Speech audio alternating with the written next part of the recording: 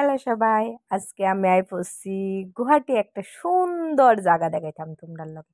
একটা সুন্দর পার্কে ঢুকলাম, রাস্তার মধ্যে যাইতেছি টোটো কইরাছে, হঠাৎ দেখি কি সুন্দর একটা পার্ক জমন দৌড়ায় টোড়ায় ছেড়ে টোটোর থেকে লাইন মার ছেড়ে দৌড়ায় টোড়ায় পার্কে ঢুকে গেছে। এবার পার্কে ঢুকেছিল প্রথমেই পুকুরটার মধ্যে দেখি গোল্ড ফিশ আছে, বিভিন্ন ধরনের ফিশ আছে। বাহ, এত সুন্দর! তা আমরা পার্কে ঢুকে এবার যে যেমনে পারে, যার চোখ যেদিকে যেতেছে হ্যাঁ ওই দিকে যেতেছে, সবাই হারিয়ে গেছে, কেউ পাত্তা কেউ নেই।